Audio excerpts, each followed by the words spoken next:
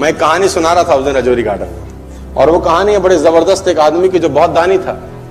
उसका नाम था दानचंद। दानचंद तो मस्ती में रख दिया था नाम, निपट कंजूस था, धेला ना दे किसी को। बीवी ने बोला दानचंद पूरी जिंदगी हो गई, अब जाने की बारी है, कुछ तो दान करो, कुछ तो साथ ले जाओ। उसने बोला दान नहीं होता, मेरा स्वभाव नहीं है, मैं क्या करूं। उसने बोला गंगा ही नहाओ, कुछ तो धुलेंगे। तो घर से 12 किलोमीटर दूर गंगा जी। उसने बोला चलो गंगा जी नहाने में कौन सा पैसा लगता है। पैदल पैदल गया 12 किलोमीटर, क्योंकि ऑटो करूंगा तो। गंगा जी पहुंचे। अब बोला वहां घाट पे जाऊंगा तो पंडा मिलेंगे, वो मांगेंगे। वो मैंने मुर्दा घाट गया कि वहां तो साला कोई झंझट नहीं, इतना कंजूस। अब कहते हैं कि भगवान को मस्ती सूझी। भगवान ने कहा ऐसा आदमी नहीं देखा। अब वो जैसे ही डुबकी मारने अंदर झुका, भगवान पंडा का रूप बना के सामने प्रकट हो गए। जैसे ही बाहर निकला, भगवान ने कहा जजमान की जय हो। उसने बोला तुम कौन हो? बोले हम पंडा हैं, बड़े संतोषी ब्राह्मण हैं। वैसे तो यहां कभी कभी आते हैं, तुम्हारे ऐसा भी कोई ना कोई कभी ना कभी आता है, साल साल भर का खाना दे जाता है। उसने बोला साल भर का? हम तो नहीं दे सकते हैं। बोला महीने का दे दो। बोला हम तो एक दिन का भी नहीं दे सकते। तो भगवान ने बोला कुछ तो देना पड़ेगा, पंडा बन के आए थे। बोले कुछ तो। उसने बोला चलो एक धेला देते हैं। उस जमाने में चलता था धेला। भगवान ने बोला चल तू धेला ही दे। बोला वो भी अभी नहीं है, उधार ले लो। भगवान ने बोला चल उधार ही टेक तो। उसने बोला उधार है, फिर कभी देंगे। तो बोला ठीक है। गया वापस 12 किलोमीटर, थका हारा। 12 गया था, 12 आया, थका आया। घर में आके सो गया। थोड़ी देर बाद घर का दरवाजा खटखटा। जजमान की जय हो। बीवी ने दरवाजा खोला, देखा तो वही पंडा। बोला हाँ। बोला वो आपके पति देव ने कुछ उधार लिया है, वो लेने आए। पत्नी ने आदमी को जगाया, जागो, किसी पंडा को कुछ कहने को दे आए थे? बोले हाँ। बोला आ गई हैं बाहर।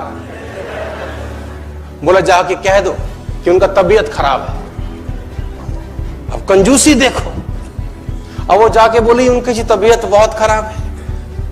अब पंडा ने बोला वो हमारे जजमान है, जब तक तबीयत ठीक नहीं होती हम यहीं रहेंगे। तुम खाने वाने का सामान बना दो हमको, हमें कोई तकलीफ नहीं। वो तो बैठ ही गया चौकड़ी मार के। अब बीवी फिर अंदर गई, बोली वो तो बैठ ही गए हैं। उसने बोला जाके कह दो कि मर गए। अब ये आई रोती रोती, तो गुजर गए, अभी मर गए, उनका तो इंतकाल हो गया। इसने बोला जजमान गुजर गए? बोला हाँ। बोला तुम कहां गांव में जाके अकेली औरत खबर परोगी, हम खुद ही खबर कर देते हैं। बाहर गए और जब तक तो वो रोकती तब तक तो बताए सबको कि दानचंद गुजर गया। दानचंद अब धीरे धीरे धीरे भीड़ इकट्ठी होनी शुरू। धीरे धीरे धीरे भीड़ इकट्ठी होगी, दानचंद के घर में इकट्ठे हो गए। अब दानचंद को बांध लिया, ले जाने की बारी। अब वो बीवी रोवे, ये मरे नहीं है। लोगों ने बोला ये तुम्हारा मोह है, ऐसा तुम्हारा मोह है, सबको होता है। और वो कम वक्त भी बंध गया, सांस रोके बैठा है। अब उसको ले जाने लगे, राम नाम सत्य है, और वो भी चल पड़ा। इतना निपट कंजूस, चिता पे रख दिया। भगवान ने बोला दुनिया हमसे हारती है, हम इससे हार गए। भगवान ने बोला ये मर जाएगा साला, कुछ देगा नहीं। भगवान ने बोला हम जजमान के कान में कुछ कहना चाहते हैं। लोगों ने बोला कह दो महाराज, अब तो बस तैयारी है। भगवान ने उसके कान में बोला आया हूं बैकुंठ से तुझ संग नाता जोड़। मैं बैकुंठ से आया हूं, तेरे संग नाता हमने जोड़ा है, हम भगवान है, आंखें खोल। इसको लगा अरे वाह वाह, तो खुद भगवान आ गए। जैसी आंखें खोली, देखा सामने वही पंडा, फिर आंखें बंद कर ली। भगवान ने बोला भाई तू मांग ले, क्या मांगता है, तेरे से कुछ मांगने नहीं आए। इसने बोला हमको कुछ नहीं चाहिए, बस धेला छोड़ दो और जाओ। तो इतना कंजूस,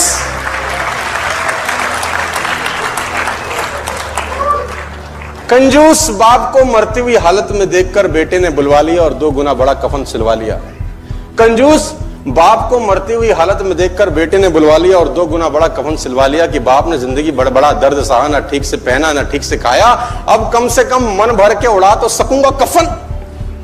कहते हैं कान में पड़ते ही बेटे की बात बाप जी ने खोली धीरे से आंख, बोले बेटे ठीक नहीं है तेरी मर्जी, क्यों करता है फिजूल खर्च।